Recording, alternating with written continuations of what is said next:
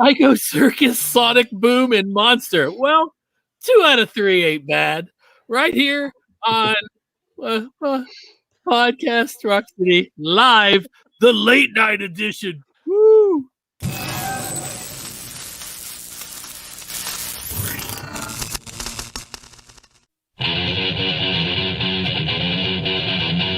Podcast Rock City.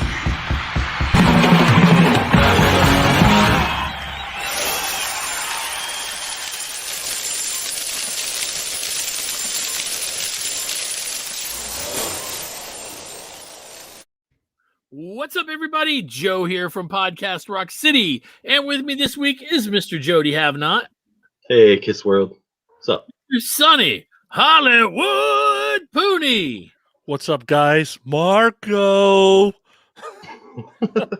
Marco. That's fucked up. You made me. All right. Anyway, and Mr. Joey Casada. Yo. What's Yo. up, guys? I see we still got Pooney on the show, right? I was hoping he'd be gone this week. You're jealous of my new shirt. That's what it is. That thing is hideous, by the way. Hideous. Be cooler in black. I wanted a different color. Red is cool. Yeah. Red's cool. Really?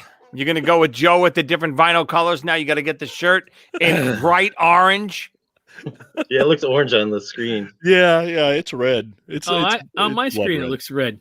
Yeah. Thank you guys for tuning in. All right, so listen, if you guys are listening or watching live right now on YouTube or Facebook, in the description above, there's a little link. You got to click it and give permission to StreamYard for your comments to come through so you can comment on the show live as we're going and letting the other guys know how wrong they are about everything that they say. So thank you guys for tuning in. Last week we did 3 records of, it was, I guess, like part 5 of Kiss by 3's. This week we're finishing the last 3, but before we do that, there is a little bit of news, and I want to get to that. So let's get to the news. Podcast Rock City News.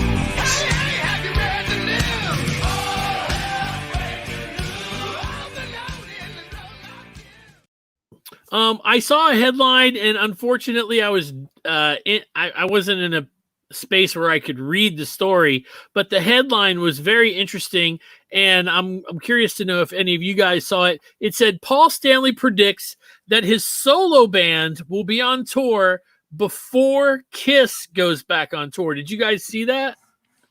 Yeah, I saw the headline. I didn't see the whole story, but when he says on tour, does he mean LA to San Francisco to Sacramento to LA to San Francisco to Sacramento? What does he mean by that? No, I think he's right on the money. I think I could see Soul Station doing, 50%, 40% capacity theater type shows, for a couple of months or whatever. Kiss, I still think Kiss is a long way off to do full stadiums. You got to understand, it's not like, people are saying, oh, baseball games are going to be half full by the end of the summer, and concerts are different. Concerts, all their money, the revenue is coming from ticket sales. Baseball is different. That's extra revenue for them. They have TV rights and all these other things that they make money from. Kiss, I don't think they can afford to put on the show, or the promoter, better said it, the promoter can't afford to pay Kiss with a 50% capacity crowd. What do you think, Sonny?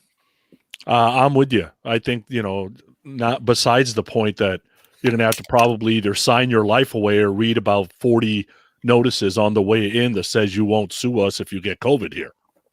Right. So the insurance companies, they're not going to insure anything. So they're basically punting. The promoters are saying, okay, well, we'll just put all these signs on the door saying, look, we're COVID safe, but you come in at your own risk. You don't want to come. Thank you for buying the ticket.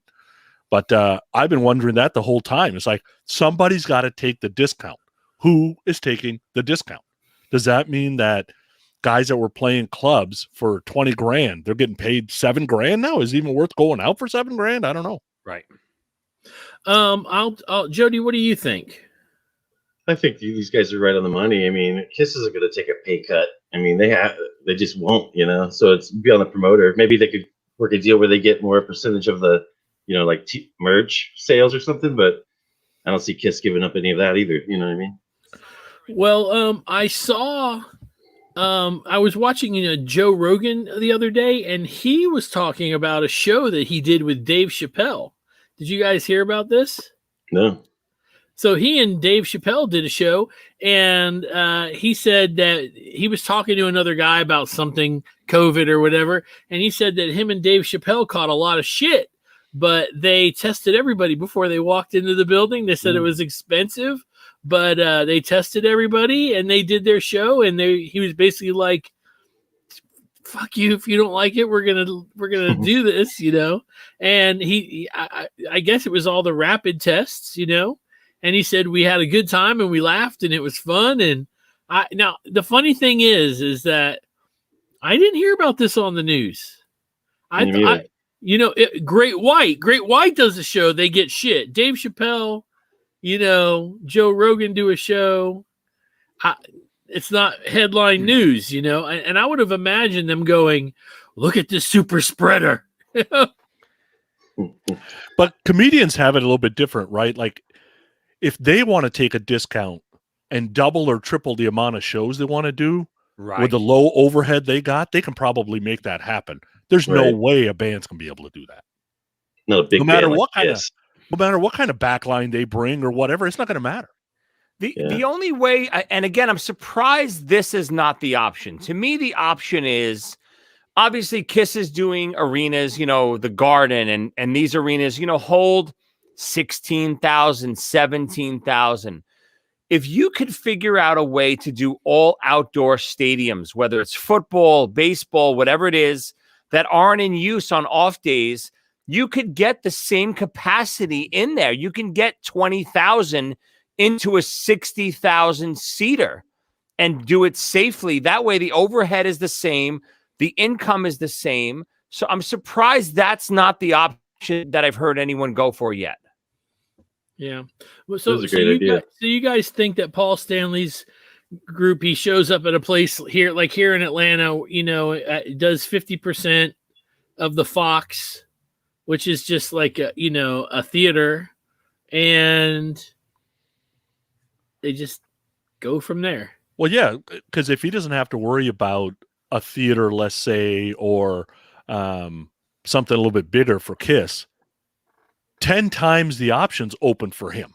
Like, he can play literally anywhere. There is clubs all over LA that hold 1,000 people that he can go play. And not have to he could drive it all the way to San Diego and to San Francisco if he really wanted to, and play 20, 25 gigs if he wanted to. Wow. The only problem with, listen, I think Paul should do whatever the hell he wants to do. The only problem with that, crazy Kiss fans are going to lose their minds and say, greedy Kiss can't take a pay cut to play for half capacity, but Paul could go play theaters. And listen, I don't agree with that, but that's the feedback that, I hate to say it, Paul's asking for if he takes out Soul Station while people are holding a Kiss ticket for the same night that got canceled. Yeah. Yeah, that could be interesting. There are other bands that are booking shows. I took a screenshot just yesterday because on September 22nd, I'll go see Jeff Tate. I'm a big fan of his, and he's got a whole tour set up. Look at that right there. You can see that's probably 30 dates. And there are places like we're talking about, they're smaller venues, but he's going for it, I guess. I am getting alerts every day. Are you guys getting alerts? Hey, this band is announcing a tour. Motley Crue, right? They just announced postponement. I thought I saw a thing. I thought it said that they rescheduled it. Reschedule means postponed. I think, right? Yeah, right. Yeah. But you gotta love the guy who's in charge is predicting that something will happen with the thing he's in charge of. Good job. Right. I mean, listen, I got shows booked this summer with Eric Martin. We're doing a couple festivals with Dokken and, you know, Lita Ford and Firehouse and these bands, but they're outdoors. I'm assuming they're going to be some kind of limited capacity. I don't even know how they're going to do it. The problem with limited capacity in some of these venues, anytime you have something with general admission, you could have 5,000 people in a big lawn, but where are those 5,000 people going to go? They're going to cram up to the stage. Yeah. Especially once the booze starts flowing. Oh, yeah. Once Casada hits the stage, man, people can't resist. Or if Sonny's on the other end of the arena, they're getting away from him, right? Hold on. Can I quickly address some comments here? So I got Andrew Scambatti, or we like to call him Scumbatti. He's got a little bit of a fresh mouth today. Listen, I love Andrew's work. He does some of the best editing out there. Go watch his stuff on YouTube. Greatest show on earth, and I forget the other ones, but they're all great. He does great work. I'm not giving him any free. I'm not giving you any free promotion, you dirty bastard. And if I get one more comment from you, I'm going to divulge the project you're working on next. Get ready. Oh. Yeah, Brad just said Disturbed just canceled their big summer tour. Wow. Well, can't say I care. Gracious. All right, that's enough about that. But I did order the record, the new Paul Stanley Soul Station record. I'm interested in listening to it just because I will be completely honest. I have not been thrilled about this, but the song that was just released, the original, I did not mind at all. I liked it, actually. It was it had a little hook to it, and I liked it. I don't know if you guys had a chance to hear it. So all right, so let's every week we do something a little different, and this week we've got Joey's Bodacious bootleg Bonanza. So let's get to that. Podcast Rock City. This is a bootleg tape. It's Joe. Put it on. You can show this one. You'll like it. It's good stuff. PRC presents Joey's Bodacious Bootleg Bonanza.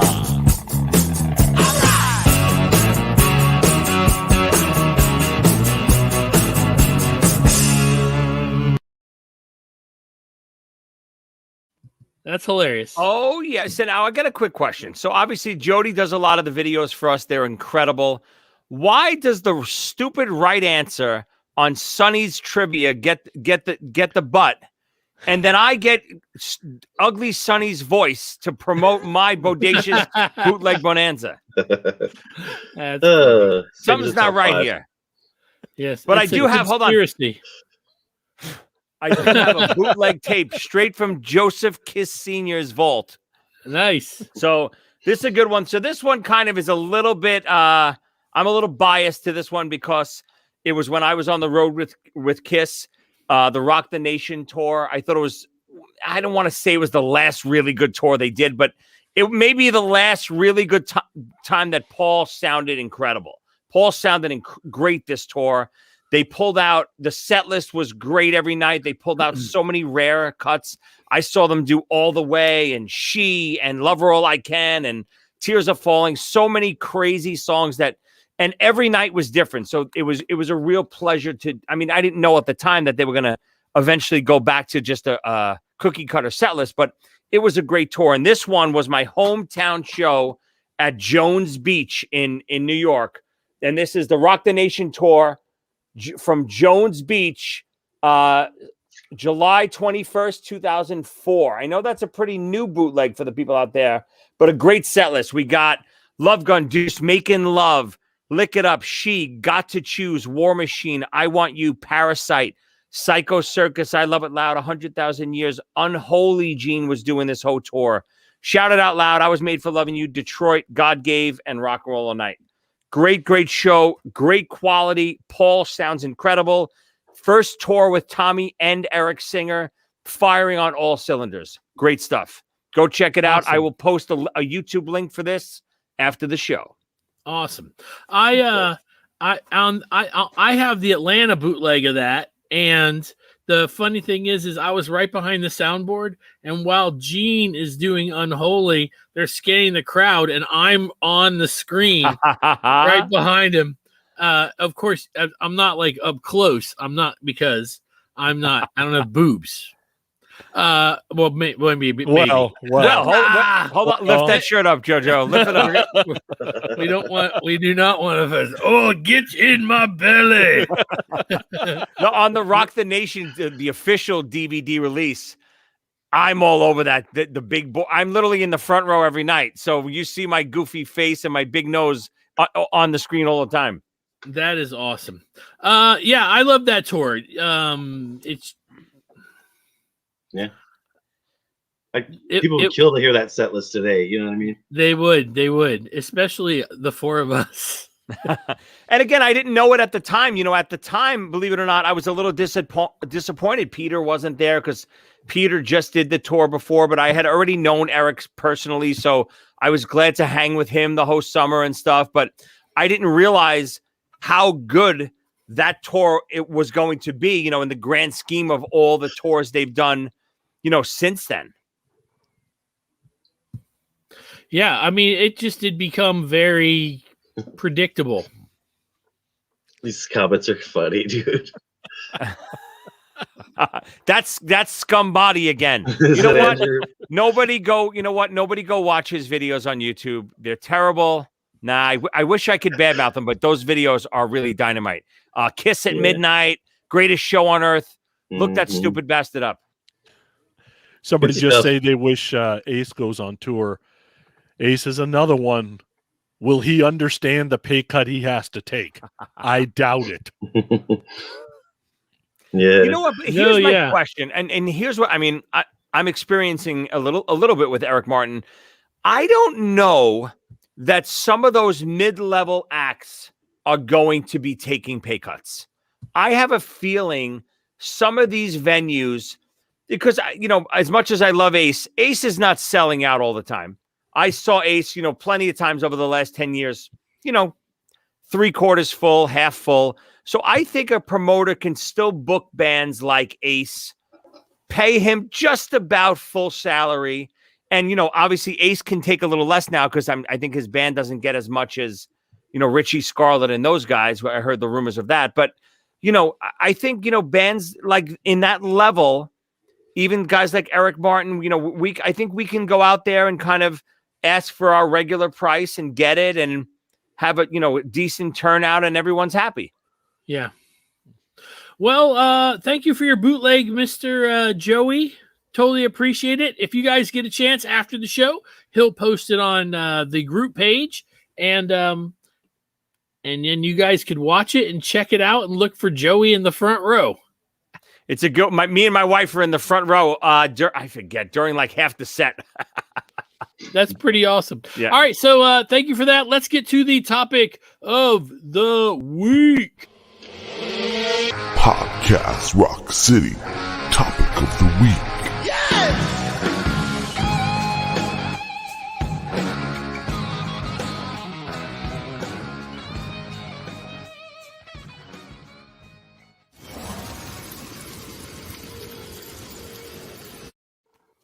So this week's topic is our final chapter.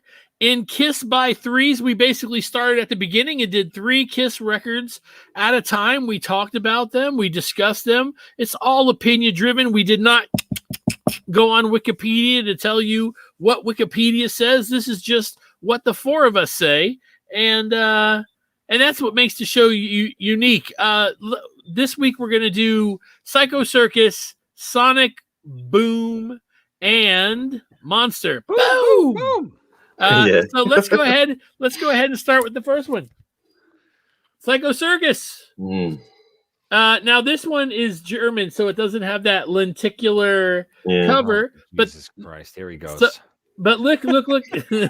That's one of the things about the record that was amazing, right? Yeah. Was the cover. I have a 24 by 24 poster right here that has that lenticular thing. It's so really when cool. you move, Yeah, it moves. Yeah. Yeah. Freaky. I want a Christy Brinkley one of those. God, I love her. I still love her. She's still my girl. It's just the way it is. Anyway, so yeah. So all right, so let's talk about that. The record comes out, right? The first thing you do, you get it. Of course, it was on CD at the time. You're going, oh, look at this. The curtain opens, the curtain closes, the curtain opens, the curtain closes. You take the CD, you put it in, you hit play, and you go, ain't no fucking way that's Peter Criss. Exactly. The biggest disappointment in my whole Kiss fandom was that CD, man. It's like, fuck, dude. But Jody, what were you disappointed because you almost immediately knew it wasn't Ace and Peter? Ace, you couldn't tell as much. Not as much, but it wasn't even that. It was just like, they hyped it up for so long. Yeah. It's going to be the next Destroyer, blah, blah, blah. Just a lot of those songs just totally suck, dude. Like the verses and don't match the choruses. They just seem like they're just like thrown together. And I don't know. I didn't dig it at all. And it like made me kind of go away from Kiss for a couple years, dude. I was just not into it for a good while. Maybe 6 years. I had the opposite reaction when I first, especially the title. I heard the title track way before I heard the whole album. I don't even know how I heard it, but I heard Psycho Circus way before the whole record. And I knew it wasn't Peter right away, but I absolutely loved, and I still love that song. I thought it was killer song, great chorus, great production on that song. I thought it was a fun song. And I got to tell you, over time, I've come to appreciate that album more than I used to. I think there's a lot of great songs on that album. Raise Your Glasses, Journey. Journey's awesome. So many. I think there's a lot of underrated songs on that. Even, I mean, I know it's cheesy and cliche, but you wanted the best to hear the four of them kind of back and forth vocally, which we've never gotten before, really. I thought it was a lot of fun. Even though Ace and Peter are not really on it. Sonny, bash it. Go. Well, a non-musician's point of view, I had no idea it's not Peter or not Ace. I can't tell that, right? So I put the CD in. I'm like, oh, that's a cool title track. We go to the Gene song. I'm like, oh shit, that's good too, right? Go to the third song, Pledge. I'm like, oh, okay, that's cool. And then it got ugly. I liked the first three songs. And then I was like, what just happened? Because that was the Ace song. I'm like, uh-oh. And then to me, it recovered at Raise Your Glasses, and then it never recovered again. So I wasn't disappointed right out of the gate because I was going to see the tour. I liked the first three songs, so it got me at least interested. But overall, this is not an album I go to often. So you didn't throw this one out the window then? No. Okay. No. Nice. I've been listening to this a bit more lately. Here's the back cover. That's cool. Those are 4 good pictures, right? Yeah. If you look at Ace over here, he actually looks like he's got fangs. I know you can't really tell. Oh, I see it. Yeah, I see it. In the makeup, it's really kind of interesting. Cool. But so the record, I honestly I don't mind it too much. At first I really kind of hated it because it just felt too it was like they tried to write too many Rock and Roll All Nights on here where I pledge allegiance to rock and roll, to the state of rock and roll. We are one. You wanted the best. Raise your glasses. But like We Are One. Yeah, but as years later, I get the record. I throw it on and I start listening to it, and I'm like, damn, this really isn't all that bad. Yeah, I think it was more to me. I actually think song quality wise, production wise, it's a pretty damn good record. I in the back of my mind listening to it, I just get annoyed knowing you just did. How many reunion shows did they did? They did hundreds, right? Yeah. Hundreds of shows with Ace and Peter. Obviously, they could play. Yeah, they're not. Peter's not playing up to his, Dress to Kill days. But there's no reason Peter and Ace can't record this record for them. It's laziness. They don't want to deal with it in the studio. Whatever it is, it's just it destroys the whole stigma that they're back together. We are one. It's just garbage. And any real fan, I think, obviously Sonny's not a real fan, knew right away that this is not Ace and Peter on this record. Right. For me, it was like, I was in super Kiss mode. I was so into the reunion, and it's like I was waiting on this record, and finally these dudes are going to record it together again, and there's going to be this magic that once was. Right. And then you listen to it, and it's not there, So I was like, you know what? Fuck Kiss and fuck this band, and I'm out. So I was out for a good while, dude, Still listen to the old shit, but uninterested in anything they were doing currently. Didn't even go see that tour. I just wasn't into it. But yeah, I wonder if folks like me who come in the 80s Kiss, right? That, okay, these four dudes are going to get together. Okay. Like that was me. I'm like, I'm going to go get it because it's Kiss, but okay, wow. So the four originals going to get together. Okay. Whatever. No Bruce. Well, that sucks. Okay, whatever. Right? So, but I didn't get in with the four originals to begin with, so maybe my feelings were different. Who knows? Yeah, that's pretty interesting. For me, it just felt really strange. And then the Peter song is just like, and then. Oh my God. Did he not write anything they liked better than that piece of crap? Did he ever write anything? Period. Well, I mean, even with, Penridge, his buddy. Sonny, you got to understand, I hate to be the moron businessman, but if Peter has a writing credit on the album, he's getting publishing, and they don't want that. Right. So even if Peter comes in with a great song, they're saying, screw you, we're not putting it on. Wow. It's terrible. Why they let Ace then? I mean, they didn't even let him play. Never mind write. Forget it. Yeah. But that's all money. That's all that is money. All that is money. It's not, why would Peter say, okay, I'll still be on the record? Is it contract? I'll still let you put my face or whatever. Oh, they gave him money. Supposedly they gave him money not to record. Yeah, he's still getting paid for the record. You got to understand, if they're using his image, he's getting paid something for it. And obviously he did play on the record. He's on Into the Void. So he's still getting paid to track and be a studio musician basically on the record. Unfortunately, he probably got paid much like Anton Fig got paid for Unmasked, just as a guy that's on the record. Yeah. Monday morning quarterback here, but when Peter's gone in 2003, basically, right? 2002, depending on, I guess, what date you believe. If he had songs done for this record, why not at least put them out and say, here's the stuff Kiss wouldn't put on the record. Hope you like it. It's an EP or whatever. Yeah. Can you make a little bit of cash with that at least?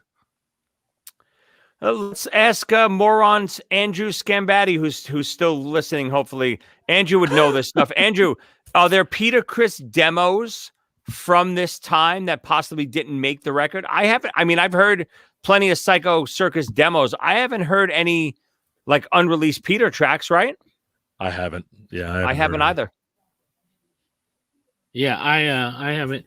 But, also on the back of the record, it's pretty interesting. I wanted to point this out. Right now, their characters, it's the Star Child, the Spaceman, the Catman, and the Demon. And on the back here, it's the Demon, the Star Child, the Catman, and Space Ace. Ace. Mm. Yeah, that's before cool. They officially renamed it Spaceman, right? Yeah, but, it's almost like they could say, look, we're not pretending that this guy is Ace. Ace was Space Ace. This guy's the Space Man. You're reading way too much into that there, Joey. I don't know. I'm bullshitting. They got sued for dreaming too, right? Alice Cooper sued otherwise them, known as 18. And they did not lose that though, I don't think. No, I think they did lose that. Oh yeah? I'm not positive, but I'm pretty sure they did. Yeah, I don't know, but when you listen to it, you hear 18. I do. Anybody else? Yeah, I don't think that came from Cooper. My guess is that comes from Ezrin, right? That's not Cooper doing that. Cooper doesn't care. Oh, Yeah, Cooper, maybe. of course, I don't know. Cooper cares. Of course, he's getting money for that. What are you kidding? If he sues, he's getting publishing for that song, and that he's getting royalties from that record. Yeah. David Donnelly felt duped, man. So did I. Yeah. Andrew said there's no Peter demos. Yuck. Settlement really reached missing him. out of court. He also wrote in Kiss's not in Kiss's favor for Dreamin'. Mm. Yep. Yeah. You would think that, I mean, when they're recording that, didn't they really realize it sounded just like 18 and there could be the issue? Or did they think people wouldn't notice or what? Because, I mean, it sounds just like it. It does. I don't know, man. I'm wondering if sometimes you're in the studio and you're playing something and you're going, man, this sounds great. And you just don't realize it, you know? Yeah. Yeah, but they were way into Cooper. You know what I mean? In the old days. It definitely happens.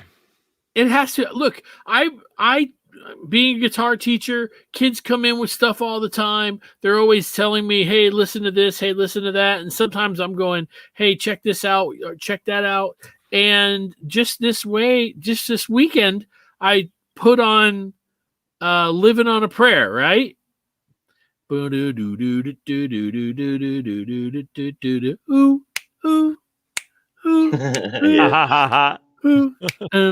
It's a Michael Jackson riff. It's a straight Michael Jackson riff. Yeah. And it came out way before the Bon Jovi. Billie Jean definitely came out before Living on a Prayer, right? Yeah, but if you listen to it, and I'm listening to it, I'm going, son of a gun. I mean, but nobody's suing them bastards. Wow. Someone needs to make a mashup. Ooh. Good idea. I will be soon. Yep. Everybody's always. Let me tell you, one of my friends came in to do a lesson with me this week, and he was like, "Look at me, Joe," because he listens to the show. He's like, "You guys cheated this past weekend with that whole thing." The Pulitzer thing. There's no way Sonny knew that, dude. Oh, come on. I think what he does is he turns on his speakers and his Google or his Alexa shit. Here's the question. And spits out the answer. And then she's giving it to me in this ear. Yeah. And I'm hearing you guys in this ear. Yeah, and you're giving it to the contestant somewhere else. Let's go through the song. Side 1, Psycho Circus, Within, I Pledge Allegiance to the State of Rock and Roll, Into the Void, and We Are One. I'll go first. I like Psycho Circus. I like Within. I like I Pledge Allegiance to the State of Rock and Roll. I like Into the Void, and I do not like We Are One. I like that one. Jody? I like Psycho Circus. I like We Are One. I like Within a little bit, Those are the 3 on that side for me, probably. Sonny? Best side period out of all the albums we're going to talk about today. And I like the first 3 songs, and I tolerate Into the Void and We Are One. Wow. Yeah, that's almost where I am. I like all those songs on that side. I maybe agree with. I'm going to have to reevaluate as we go through the next albums, but that could be the best side out of all of these sides we're going to talk about today. Into the Void, it left me a little disappointed. I thought if Ace is going to get one track, I thought they could have done better than Into the Void. I thought it was, especially the choruses to me were a little bit weak, but overall, I think it's a pretty strong side. Do you like In Your Face better? Because I think it's the same. Yes. Nah, I like In Your Face. I like it a little bit better. Not much better, but I like it a little better. Explain to people what In Your Face is. It's another Ace song. We don't have Kiss fans that listen to this. No, but okay, but it came in the 3D video, so you could buy this 3D video. There was a CD that came in it that had a different Ace song. That was the only reason I went and bought the 3D video, and now I'm glad I did it because I guess that thing's hard to find. Yeah, finding all 4 of them is really hard because there's 4 different ones, 4 different songs. The covers of the CDs are each member and an extra song from that could have been on the record but isn't on the record. So I do remember, obviously coming out of the reunion tour, I'm super pumped to see the Psycho Circus tour. So now all my really good friends that I took to see on the reunion tour that loved it, now I'm on like my B list of friends that didn't see them on the reunion tour. Now I'm grabbing them to come with me on the Psycho Circus tour. And I remember they used to kill me and rag on me. Okay, put your glasses on now. And Paul Stanley would be grabbing, the guitar like this. It was just, the 3D just did not work. It was a ridiculous concept. You're going to see a live band. You don't need 3D screens. Yeah, they're there. It is 3D, man. Yeah. And Andrew says that it wasn't different songs, that it was the same songs, just different. Man, I don't know. I've only ever had one of the CDs, but I always just assumed it was a different one from each one of them. But I guess not. That's why I only bought the Ace one. Hey, do you guys think it's harder to find all four because they only made like so many of Peter or Ace and mostly Gene and Paul, or what? You know what I'm saying? I don't know. It's a VHS. I think it's just hard to find because it's hard to find, but I'm sure it's on eBay wherever you want it. Yeah. Just don't know what kind of, Is that why you keep buying all the different color vinyl, Joe? Do you think there's going to be different tracks on each one? Yes. He's hoping they sound better.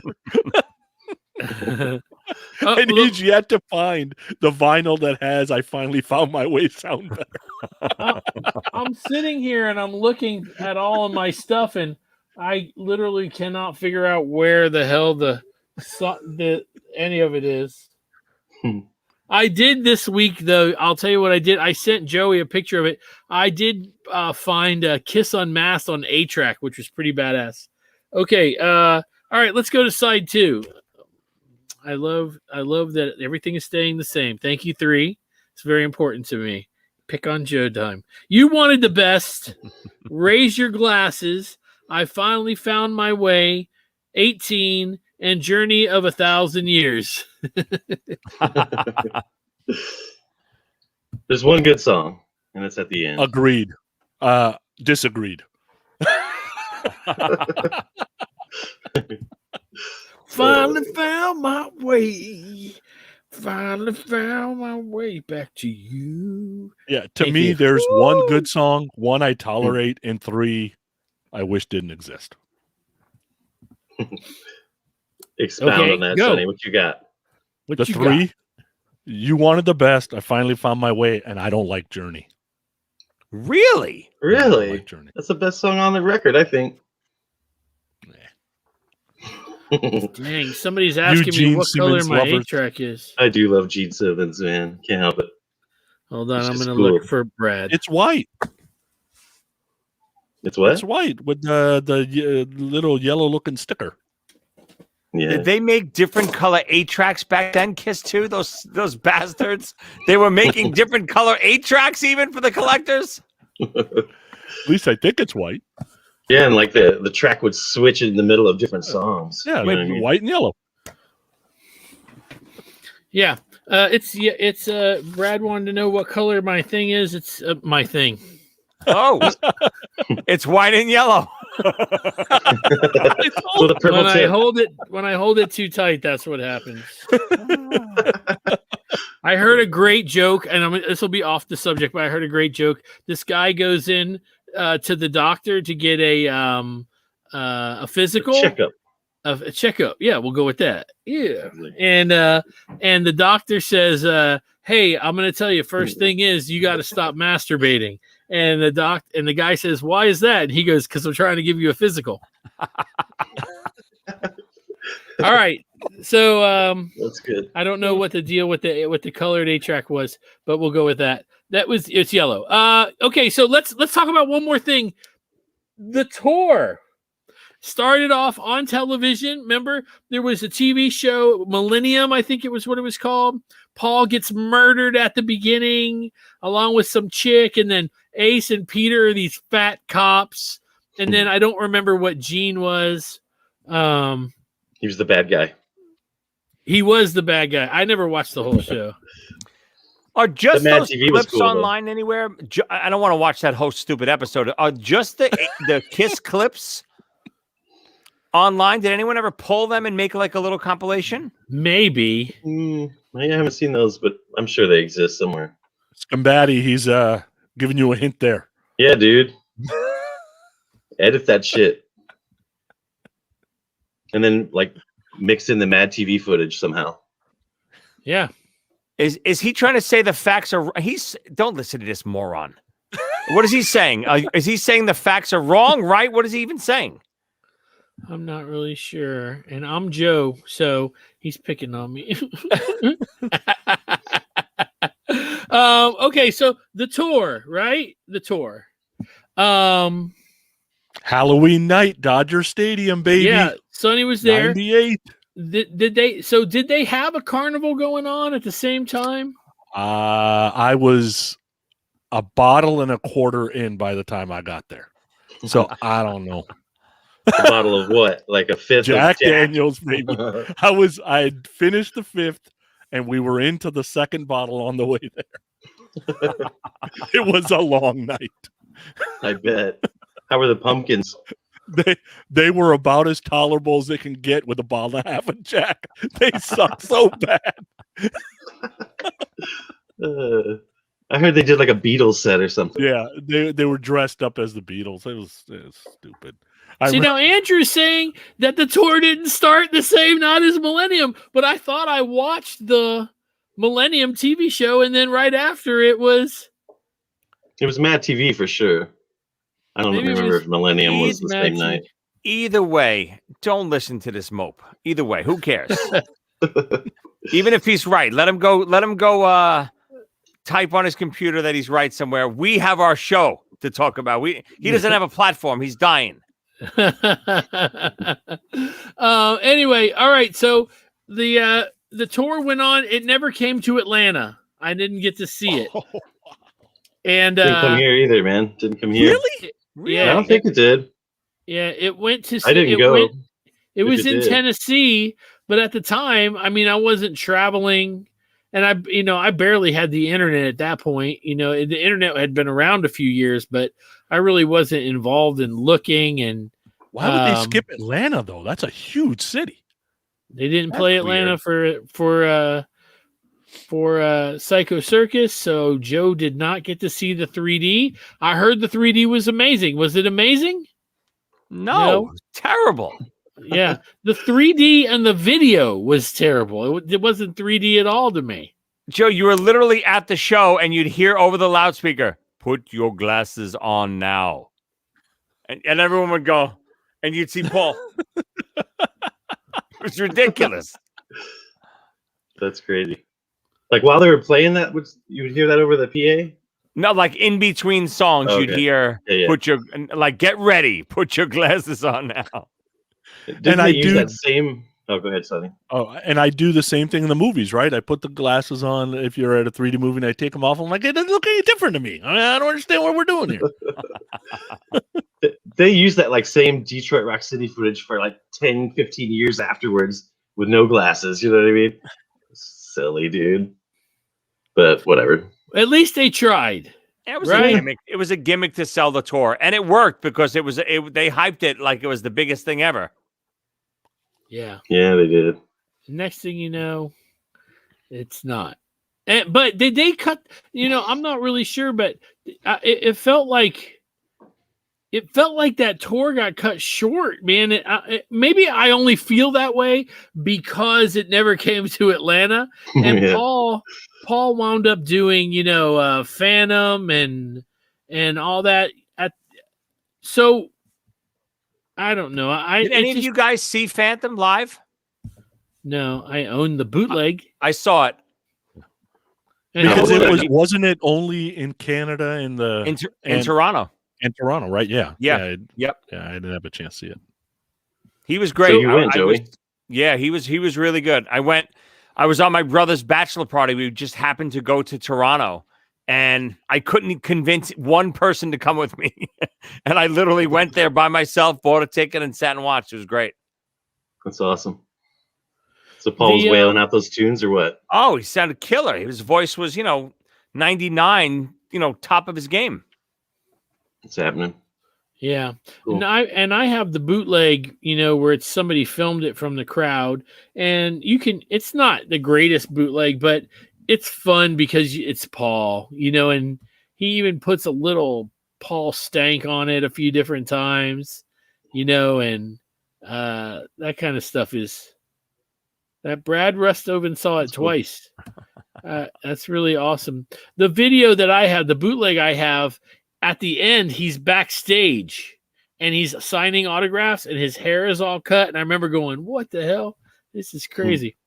All right. So we discussed Psycho Circus. Time to move on. Would those 3D glasses make Vinny look like a man? Nah, probably not. I don't even know. I'm not even really sure who that is. Next record. Boom! I'm trying to. Man, Kiss was just like hammering it home to me that I shouldn't even be into this band anymore. Especially with that cover. Jesus Christ. I mean, come on. What are you doing? I guess they wanted to try to like make it look like an old school rock and roll over type of vibe, but that's fucking corny looking. It looks like they're like a 8th grade art project. You know what I mean? Yeah. Stupid That logo in the middle. Failed miserably, that cover. That artwork is awful. Worse I than didn't like the Animalize. fact- It's Worse like, than yeah. Animalize? Really? And I had to go into Walmart to buy it. I'll take Animalize any day over that cover. Any day. Oh, All right. yeah. So it was a Walmart exclusive. That's why if you want to buy the record, it's $385. Unless you can get a bootleg like I did. $385 or something like that. And then even like $500 if it's signed by the band. And it's like, all right. But What do you guys think about the like Kiss Classics disc that came with it? Oh my! Are we getting into that? Yeah. Okay. Wait. We'll get into that in a second. Let's talk about Walmart first. They did go over the top for us, right? They had a Kiss corner in all the stores. You could go in there and buy blankets or CDs, or they had all kinds of stuff in there, and I thought that was pretty cool. See, they didn't have any of that shit at the Walmart that I went to. It was like I expected all this cool stuff. There was nothing, and I barely could find the damn CD, and I had to go into Walmart to do it. And I hate Walmart. You know what I mean? Like, I hate everything about it. And they actually had me go into that fucking place to get my little Kiss CD. And then when I heard it, it was like, what the fuck? I wasted all this time and had to go in Walmart. You know what I mean? It's brutal. But you didn't like it when you first put it on with Modern Day?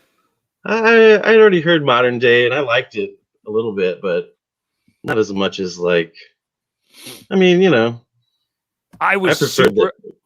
When I heard Modern Day Delilah, I was super excited. I went, oh my, this is exactly what I want right now. And then, I love that song. The album, I think, goes way downhill from there. But overall, it's not a terrible record, I think.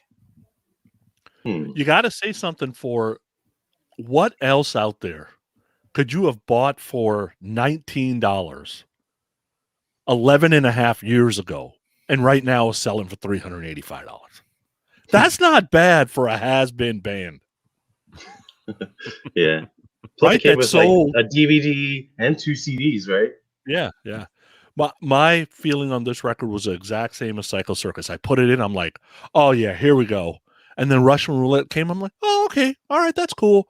And then Nothing But a Good Time started, and I'm like, what the fuck? And then it went downhill from there.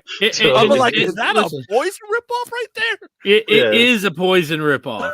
It's like a 3rd generation Kiss ripoff because Poison ripped it off from like Deuce. Yeah. And then Kiss ripped off Poison, and it's something else, man. So Sonic Boom comes to town, goes out on tour. I took friends to see that one that had never seen Kiss. And, one of them, my buddy that I took was a drummer and a very, very good one. And he was, of course, he really bragged on Eric Singer and talked about how amazing he was. And this guy is not at all a Kiss fan, but he did always have nice things to say about Eric Carr. But Sonic Boom, I mean, the stage, it seemed very plain to me. Does that make sense? It wasn't anything really. It's just nothing. Kiss on stage. Yeah. There's nothing. Some piping and some speakers and a logo that logo that they had sucked at the time. I miss the old big classic logo, you know? Yeah. This album reached number 2, I believe, on the Billboard charts, right? Yeah, but Bootleg beat them. But I'm they can deny it all they want. I'm 1,000% convinced the only reason they even do Monster is because they think, okay, now we're gonna get another a number 1 album, and we're gonna basically be able to say our last record was a number 1 record. And I'm so positive because the preaching that they did, that they didn't make any money off records and it wasn't worth it and nobody cared about it, which was semi-true. Once they hit number 2 with Sonic Boom, they went, whoa, wait a second. Let's try to capture this lightning in a bottle. If we can get that number 1 title for our last record, it's, we'll sail to infinity. And obviously it didn't go to number 1. Yeah. Yeah. What did the Monster go to? Do we know? 3. Scambetty 3. Yeah, but his, Scambatti's like that other guy. I forget what the hell his name is online. Whenever you put up a date, there he is. Yeah. You put up a date and I don't even know how it's like he has an alert on his phone. You put up any date, he immediately has to correct you. Well, you see, it was actually released 14 hours earlier in the west coast of Africa. And it's like, really, you moron? Nobody cares. I nicknamed him the Release Police. I just wait. Torture. Scambatti's close. He's not that bad, but he's close. All right. So now correct me if I'm wrong, Scambetti. You're wrong. I believe that the records came out and it was limited and you could only get them on Kiss Online, I believe. And I want to say there was a few different color vinyl or something like that. So it's just another, Kiss thing. And I don't know. Self-tanner. Whoa. Yeah, so that's an insult. Yeah, here in Atlanta, for that tour, that was the first show I took Jace to. And when I went to buy tickets, I just bought lawn seats because I had just seen them. I guess in Cobo Hall, I think is where I saw them. Is Cobo Hall, yeah. And there was a sign on there that said every adult that buys a lawn seat can bring up to 5 kids with them free. Yeah. Wow. So I just went ahead and brought Jace up to the thing, walked up to the counter, and I said, "This is my kid." They said, "Here's your ticket." And I brought Jace in, and he saw Kiss for the first time for free, which is not something a lot of people can say. Yeah. It was at the show where you got like all this flack because Jace was. I got hate mail. Yeah. Yeah. Why? I post. So where we were sitting was as far back in the outdoor is the shed, So we were as far back as you could go because I have my 5-year-old with me. I didn't want it to be loud. And I knew that if I was as far away as possible, we'd still see the stage. It's not loud. We could actually carry on a conversation. So I filmed him. And at the time, Jace was very aware that there are going to be fireworks at the show. There are. And so at the beginning of the show, he's got his fingers in his ears, but the camera that I'm filming with is so cheap that it's distorting still the microphone. It's not loud, though, at all. Right. So Jace has got his fingers in his ears, then he takes them out, and then he goes to put them back in, and I grab his hand, and I pull him away, and I go, "It's okay now," or something like that. I knew that he was afraid of the fireworks, not the sound. Right. Kiss Online finds this video, puts it online, and I got so many comments about, don't you know that Paul Stanley says that you should protect your children's ears? And how come you're not listening to Paul Stanley when he says to protect your children's ears? And Paul Stanley says, blah, blah, blah, blah. Was it Gooch leading the charge? The Gooch? What's his name again? I don't know. The Gooch. So kids got in for free? Kids under the age of like 16. See, because what they were thinking was, what's going to happen here is this guy's going to bring his kid, and then the next time Kiss comes around, they'll be a little older, and he'll be, makes sense, hey, let's go again. And then the next time he'll be old enough to drive, and then they'll tell their friends. And at the time, the economy was doing terrible. Right. So that was a big help as well, I think. Sonny, did you try to sneak in with a diaper on? What did you do? So I was going to tell you about the show. So I was in Oregon at the time. So this was my wife's only Kiss show. Me and my wife went. She'd never seen Kiss before. Buck Cherry opened. Dude. So we've got like third row. All is good in the neighborhood because Josh is actually being a little PC because he's in Oregon at the Rose Garden.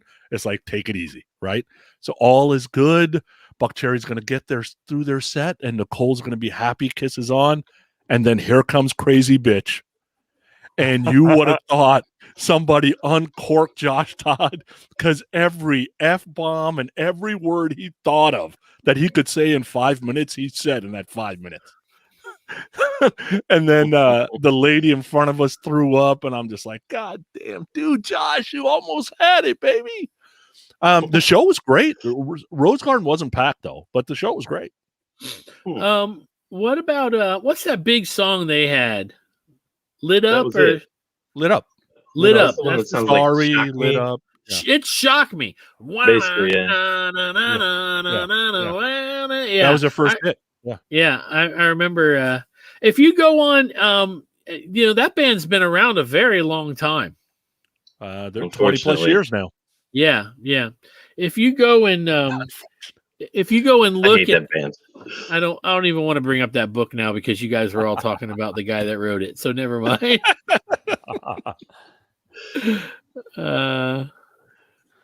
What about the songs on this record? What are we doing? Yeah, what's up with the record? But Gooch was nice when we met him in Atlanta. He was very nice. All right, first side, modern day Delilah, and then who gives a shit? Modern day Delilah, Russian roulette, never enough. Yes, I know, nobody's perfect, and stand. All right, so I'm going to go ahead and say this again. I've been putting this record on, and I really don't mind it too much once I start listening to it a little more. I think it just has to wear on me. And part of my problem might be that I'm just an old schooler. And an old schooler, I mean, as far as revenge goes. And I'm not going to say that it bothers me that Tommy and Eric are wearing makeup that other guys wore, because that's not it at all. I think that when I listen to Kiss, I want Love Gun. And when I put this record on, for some reason, it made me think of Crazy Nights. I don't know. It's not the same. But I've been listening to it. And I like it. I like it more. I like it more than I did. And it's the bootleg purple version. Oh, jeez. I only said that so I could hear Joey say, "Oh, geez." I don't even. I wish I had a comment. I don't even have one. Well, I go into my record store and I see the bootleg there and I buy it. It's purple. It's not my fault. And then the next week I go in and there's a blue one, so I bought it. And the next week I went in, there was a red one. See, what the thing is, the record store dude is a painter, and he's got all the colors in back. He just gets cheap-ass records, paints one yellow, one green. And he knows after the first one, he's never even going to listen to them, so he can take any Barry Manilow record and just paint it. No, He's no, dying of like Easter eggs in the back. I definitely need the red if anybody out there has the red. But the other ones are sealed, so it could be very Manilow. Yeah, here he comes. Yeah, it's that guy, Marco Polo. He's coming. Oh, it's not dry. It's not dry. Show him something else. I'm a sucker. Fine. What do you guys think of the songs on the side one? Sonny? I like two of them. I tolerate one. I don't like two of them. Okay. Nobody's perfect in Stand. I'm not a big fan. Joey? Yeah, I think it's a pretty weak side overall. Modern Day Delilah, I absolutely love. Stand, I just absolutely can't listen to at all. So those are the bookends on that side right there. And then everything else in between it's just what it is. The problem with this record, it's not just the songs. It's the production is hideous. They're trying a little bit too hard to try to recapture something. I hate to say it. I said it over and over again. Eric's drums on this record don't sound good at all. They sound terrible. The cowbell is one of the worst sounding cowbells I've ever heard in music history. And you could tell they're just trying to use it because of, the old school Peter Criss cowbell stuff, what I love her all I can and all that stuff. It's a little forced and it's see-through. Whereas Modern Day Delilah is like a modern version of old Kiss in a weird way. And then it just goes downhill from there. Yeah, it does. I think Modern Delilah sounded like it could have been on like Lick It Up or Animalize. Yeah, but it just had riff-wise. It had a new feel. It was just different. It was great. Yeah, I like that song. Yeah. The rest, not so much. Side 2. You guys ready for that? Side 2 is Hot and Cold, All for the Glory, Danger Us. I'm an Animal, When Lightning Strikes, and Say Yeah. I like All for the Glory. I like that song. And Say Yeah, I'm not. All right, how about this? On the Sonic Boom tour, I saw them and they said, this is the first time we ever played this song live, and they played Say Yeah, and I loved it. And on this new farewell show, it aggravates me that they're playing it. I just wish that they would change, add something else. And that's pretty much that. That's all I got to say about that. You, Sonny? 6 songs. I like 2 of them. 3 I tolerate, and 1 is an absolute disaster. And which one is that? Danger Us. Yeah. Brutal. Brutal. Just like Danger Us. Yeah. I remember when this record first came out, if you guys remember, I don't know if it was a couple different songs, but I remember distinctly All for the Glory was featured heavily on ESPN. Do you guys remember that? No, I never saw that. Yeah, it was all over ESPN. And I remember even we were in LA for NAMM one year, and we were having lunch with Paul. And this was right, it's the record's out for a little while already, but it's right when all the ESPN stuff happened. And Paul was bragging. He was going crazy how not only are they on ESPN all the time, but that Eric is singing lead vocals on the song. Can you believe it? And, we were trying to be nice because none of us really loved the record. We were like, oh, that's fantastic.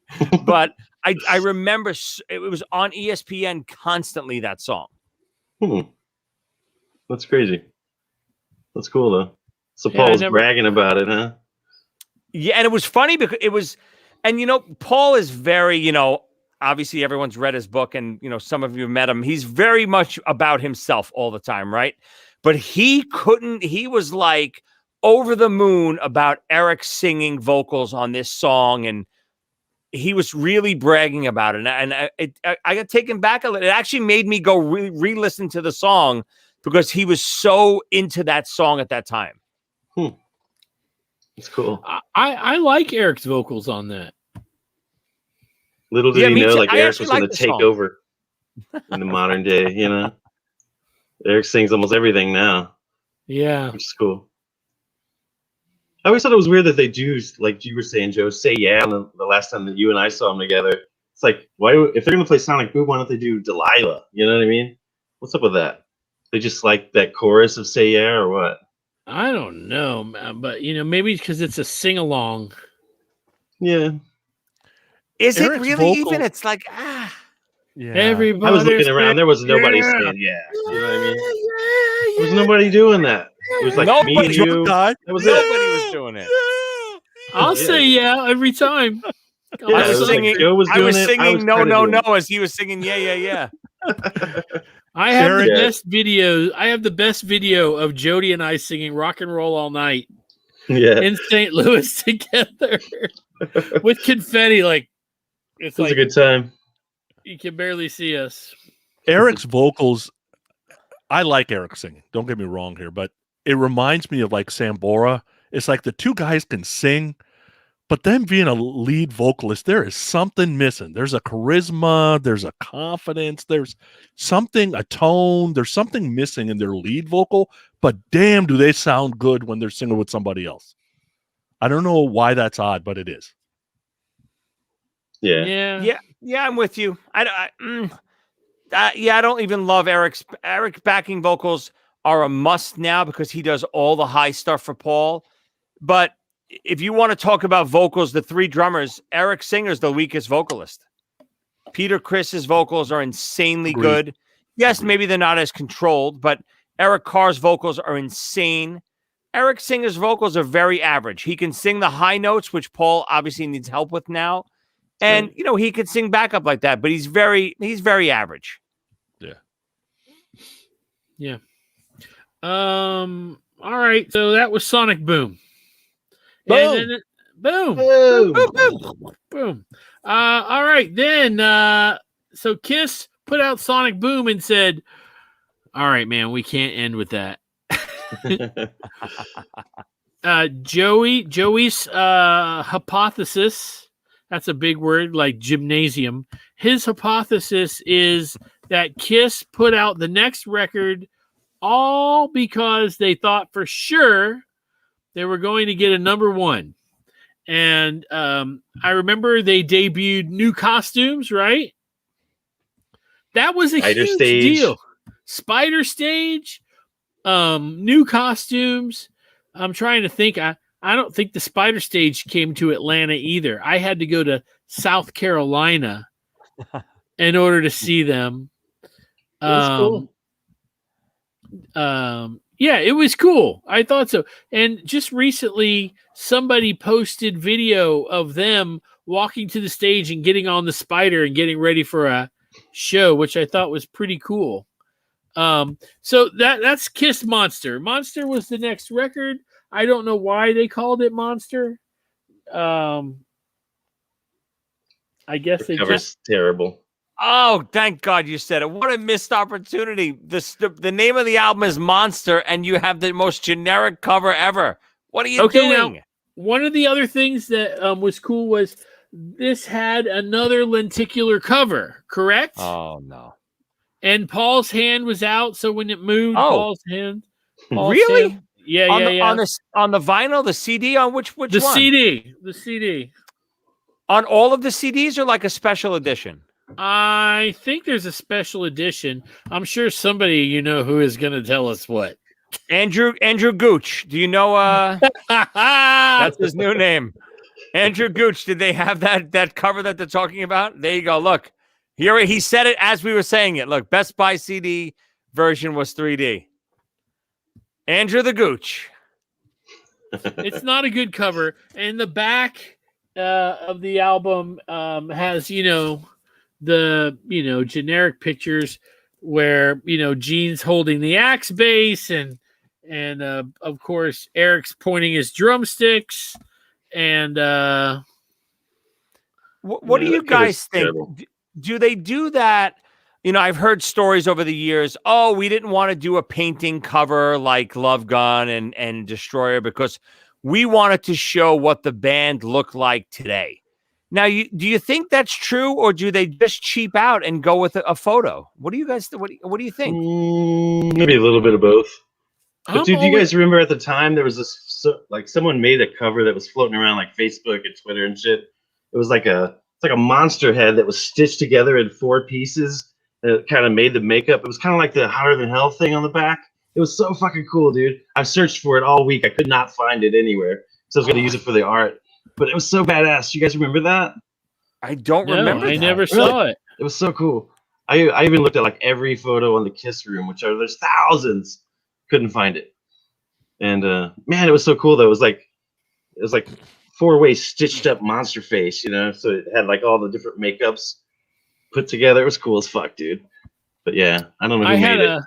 I had a student at the time that's mom was Russian, and he was going over to Russia for the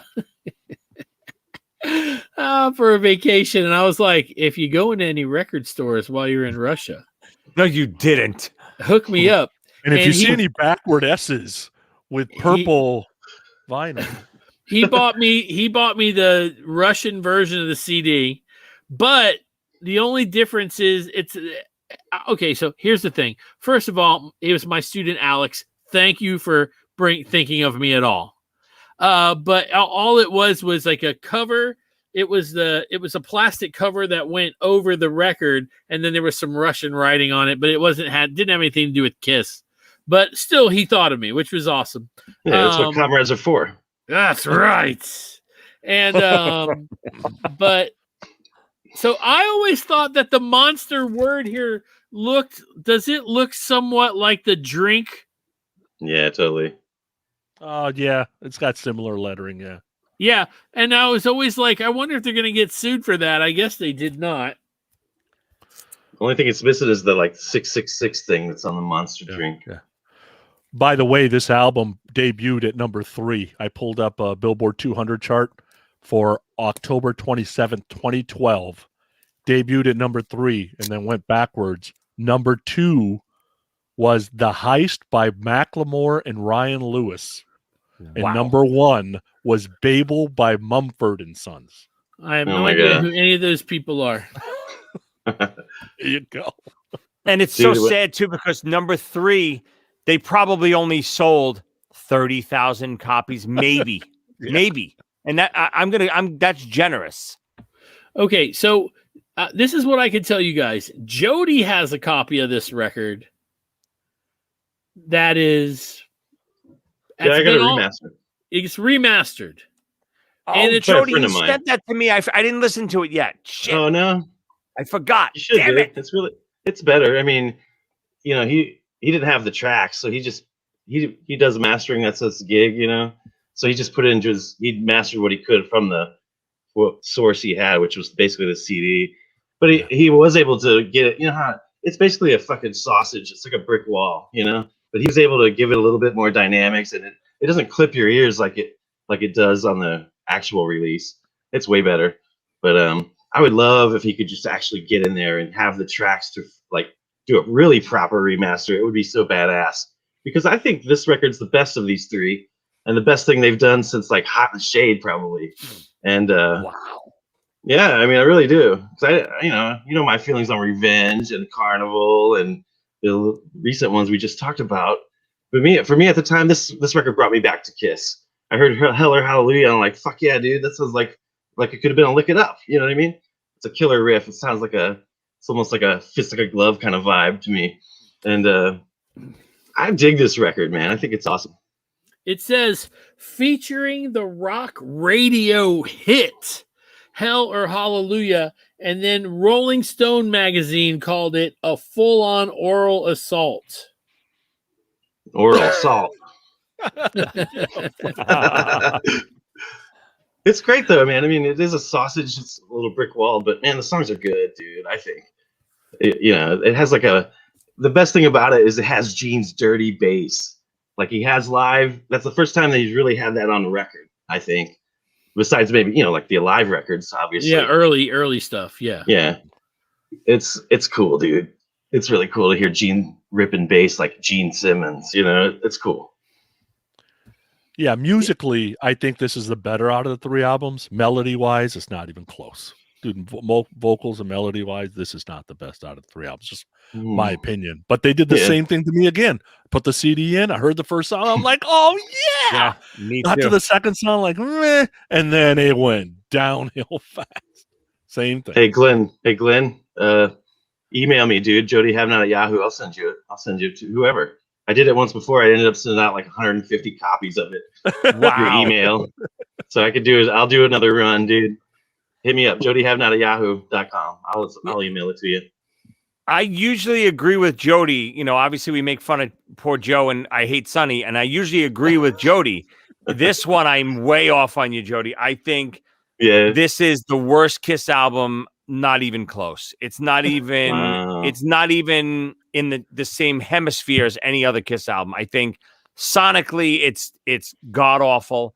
Again, I don't know if they're just cheaping out and not getting a producer, or Paul's a control freak, or a little bit of both. You got to have a producer, not only to make your songs better, but to sonically make you sound good. It just sounds so terrible. And some of the songs are absolutely cringeworthy. Back to the Stone Age and Take Me Down Below. It's like, good God. Yeah, I'm with you on a couple of those songs. But man, a couple of them, like Shout Mercy, killer. Yeah, I like Shout Mercy. There's a couple songs I like on it. I'm not saying it's all bad, but it's to me easily the worst Kiss record. Not even close. Wow. I respect your opinion, Joey, even if it's wrong. We're on the same page, Jody. The other two, not so much. Right. All right, let's talk about the songs. Side 1, Heller Hallelujah, Wall of Sound, Freak, Back to the Stone Age, Shout Mercy, and Long Way Down. I like 4 songs on that. Yeah. Jody? I like most of those. I mean, I even like Back to the Stone Age. But I mean, I just like that riffage, man. And like you said, if the production wasn't so fucking terrible, I think people would like it a lot better. But I don't know. I like it. Yeah, Sonny? 1 song I love, 3 I tolerate, and 2 that are brutal. Dude, Back to the Stone Age is brutal. And I know you guys always give me shit about this, but Freak is terrible. It's not terrible. good. It's not good. I love that one. And it pains me to agree with you, Poonie. You know that, but it's just not good at all. Back to the Stone Age is, it's so bad. It's so bad. It's unlistened. I'm the biggest Kiss fan in the world. I love them. They can get shit on the floor. I'm gonna buy it and probably put it on in my CD player. But this is, and I did it to this. This is almost the same as taking a shit on the floor. And I put it in and I tried. And even every once in a while, I'll even go back to it and I'll say, you know what? I got to give this another chance. And I do this and I trick myself every time. Hella Hallelujah will come on. I'll be like, yeah, this is pretty damn good. And then all of a sudden, even Wall of Sound is not that bad. And then Freak, back to back Freak and Back to the Stone Age come on. And I almost, it's immediate. Stop. I throw on Unmasked. I can't believe you guys are like Freak, dude. It's so to the core about what Kiss is about, you know. And it has that echo, kind of like Ace's solo record, and that delay on the vocal. I love that shit. But I don't know, whatever. Okay, so a couple of different people have talked about the fact that Lady Gaga was supposed to be on Freak, I believe. I'm glad she wasn't, dude. That's just like a gimmick thing, you know, a dated gimmick thing at that. That's like, well, do you think that like somebody said that would have been a hit if Gaga would have been on it? Agree? No. If it says featuring Lady Gaga and you rewrite the song, agree. I like the Japanese song they did with that Japanese band better than except for maybe Hella Hallelujah, better than all this stuff. What was the name of that one again? Samurai Sun? Yeah, Really? that was a good song. Yeah. That was a good song. That video is cool too. Video was cool. The video is cool. I'll take that over almost this whole record. And the production on it too. Oh wow. Production was pretty good. You right, take my ascot over most of this too, Joey? Oh, absolutely. Let's go to side 2. Eat Your Heart Out, The Devil Is Me, Out of This World, All for the Love of Rock and Roll, Take Me Down Below, Last Chance. I like a couple of the songs. I like Out of This World. I don't mind that at all. Man. And I like All for the Love of Rock and Roll. I think that's Eric's best song. That's pretty good. Side two is actually a little better, I think. I agree. Last Chance is actually pretty good, I think. Out of This World is not bad. Devil Is Me is not bad. But then the bad stuff is so bad it makes me turn it off. Like the acapella part on Eat Your Heart Out. It's, oh my God, it's not good. It's not good. Eat your heart out, baby. I could do without the acapella, but the rest of it's all right, I think. I mean, for an Eric song, you know. Sonny? I actually like the acapella part too. It's the only thing I like about this side. I was hoping that bonus track was Jesus Jones right here, right now. It's bad. It's right here, right now. Damn, Jesus Jones. It's a deep pull. I haven't thought about that in 20 years. Damn. I'm going to listen to that later. Wait, what's Robbie said the bonus track is better than most of the album. What's the bonus track on this? Right here, right now. It's not good. Oh, that's right. Yeah. It's not good. Robbie, I don't like that one that much. My opinion is not that good. I thought it was a cover. I wish it was a cover. It's not. Yeah, it's Yeah. Yeah, that's a tough one. And they even made a video for that one. It's kind of weird. Where was it a bonus again? A bonus on what? Japanese one? I can't remember where I got it from. Maybe it was the iTunes bonus? I think it was definitely an iTunes bonus. Yeah, I have it. So it might have been an iTunes bonus, I guess. I can tell you it wasn't a purple polka dot fucking Korean LP. I sense the negativity there, Mr. Cooney. But I'm going to tell you right now that if they have a purple polka dot Korean version of this, I want it. Andrew Gooch, he's correcting us. I think he's saying iTunes, it's on iTunes. iTunes was the bonus track? That makes sense. Because they were doing a lot of that in the 2010s, and they do it now. Like, if you want that bone, Y&T did it. A few other people did it, too. So, all right. So, that's pretty much it for this record, right? I mean, listen, if you guys message Jody if you want a copy that he has of the it's just a remaster of the better version. It's basically Hell or Hallelujah single. That's it. That's a full record. It does sound better. It's not like I'm curious. You can't fix some of those songs, but I mean, the sound of them is better. If you guys have to pick one of these three records, what's your favorite of the three? Jody, you said Monster already, right? I would probably say Monster, yeah. Oh, damn, that's tough. Only because Psycho Circus just fucking, it was like a knife in my back, dude, at the time. I wanted that classic Kiss, didn't get it. You know what I mean? Yeah, I've kind of got Psycho Circus is worn on me. So I'd probably go Psycho Circus. Yeah, I'd go Psycho. Yeah, me too. And Jody, do you think, let's just say it was reversed. Let's say Psycho comes out when Monster comes out after you're out of Kiss for a while. Do you think you have a different feeling about it? Because I agree with you. I think because I was expecting classic Kiss and got Psycho Circus, I don't like it as much as I should. I actually like Psycho Circus, but I agree with you. I don't like it as much because of that reason. Yeah, that's the big part of it for me. I mean, I don't know if some of those songs I could ever really dig, but I like, about half of Psycho Circus I like. But yeah, the biggest part for me was just here, the expectation, they kept hyping it. Finally, you're going to hear Gene, Ace, Peter, Paul, fucking Kiss. And then it just wasn't, and you could tell immediately. Yeah. It's just like, fuck, dude. Big letdown. It just it's like all this hype of the reunion, and it's just fucking just all deflated at that moment for me. I was so disappointed. What are you going to do? Yeah. I would love to hear the real reason why Peter and Ace are not on that record. The whole Fairburn doesn't think they can play is all bullshit. It's all lies. It's got to be they just came off the road with these two guys for a year and a half, 2 years.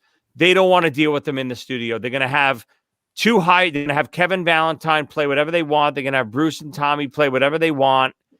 That's what it is. And if anyone, I'd love to hear people's opinions on why they think what's the truth behind Ace and Peter not being on Psycho Circus.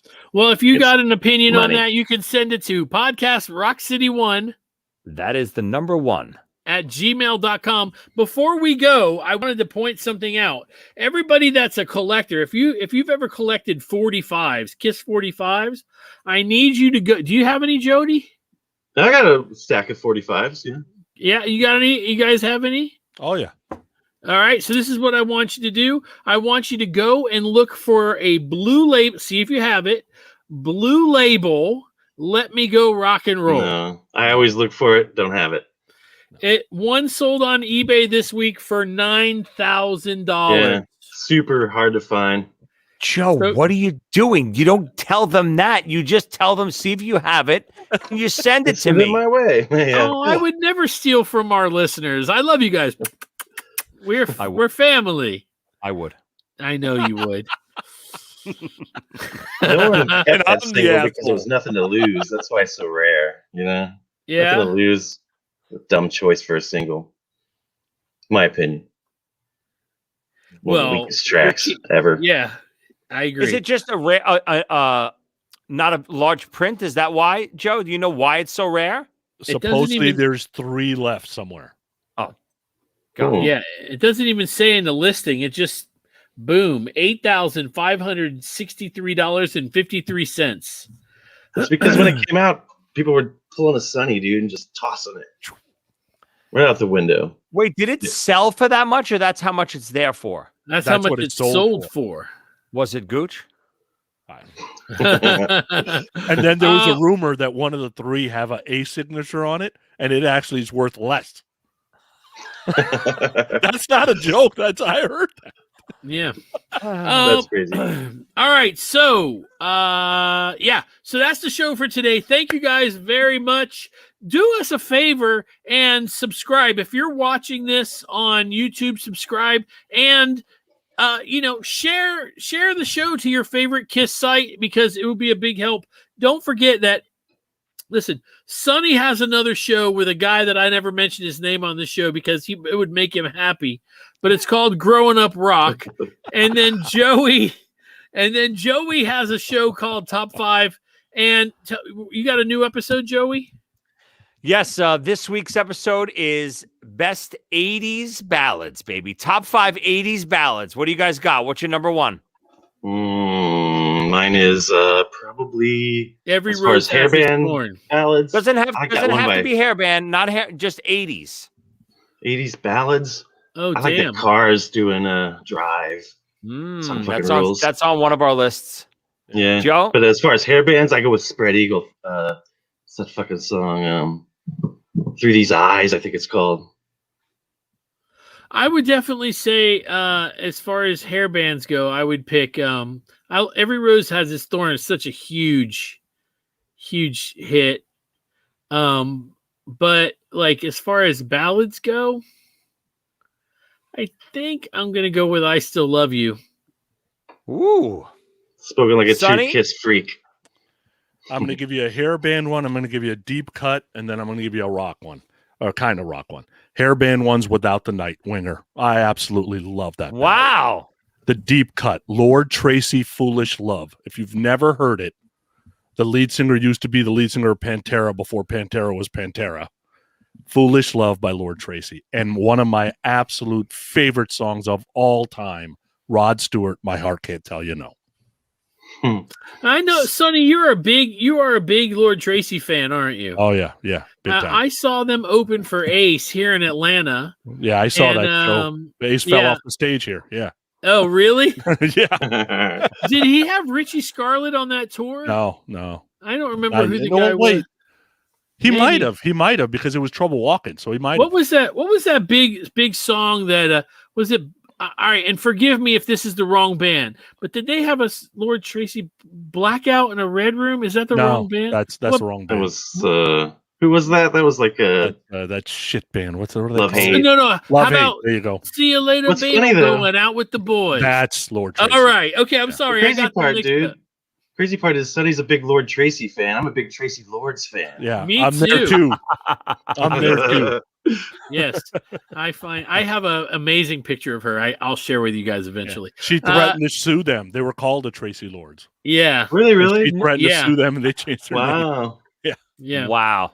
So go and check out. Yeah, go ahead, Joe. Did you guys see me jamming with Richie Scarlett on Jumpin' Yeah, it Jack was good. Flash? It's good. Yeah, It was fun. Yeah. Who picked that song? I don't know. They told me we're doing Jumpin' Jack Flash. Sent us a track. I don't know. You didn't say why. All right, you guys, thank you very much for participating in the show. Thank you guys for listening on iTunes and everywhere else that you can listen. Please subscribe. Please share the show. Help us out. We're not asking for much. Just, let your friends know where they can hear our show. And Joe, do you got anything to add? Just said, if you guys do want that monster remaster, hit me up, Jody Have Not, JODY Have Not at yahoo.com. I'll send you. We transfer it to you. So yeah, might change your mind. Thanks for listening. That Lord Tracy album's called Deaf Gods of Babylon, if you guys want to check it out. Joey. Yeah, just check out Top 5 with Joey Casada, the new episode this week, 80s ballads. I will give you a hint at my number 1. It had something to do with the color of the vinyl Joe showed before. Oh, shit. That's pretty interesting. Purple Rain? Yeah. Purple Rain? I can't divulge my number 1 answer and ruin my show. Tune in. You can go on any podcast site, Apple Podcasts, go on YouTube. It airs on Monday, and the video will be up on Tuesday. One other thing that I wanted to ask you guys, I know this is not Kiss related. Do any of you guys have Police Synchronicity on vinyl? I do. I think I You do do? too. Yeah. Okay, so this is what I want you to do. A lot of people don't know this. Maybe Jody does. But I was watching a YouTube special about that record, and there are a very few. But if you take them out and you hold them up to the light, they're not black; they're purple. And mine is. I was really surprised by that. Yeah, so check it out when you guys get a chance. And apparently there's like 30 different covers to the record too. Really? Yeah, Wow, they all look the same. Typical one. It's wrapped around your finger faster, at least. Yeah. You know what I'm going to say? We love podcasts, and we love Kiss podcasts, and you're going to hear all the commercials for the ones that we love right after this in 3, 2, 1, peace. That's the number 1.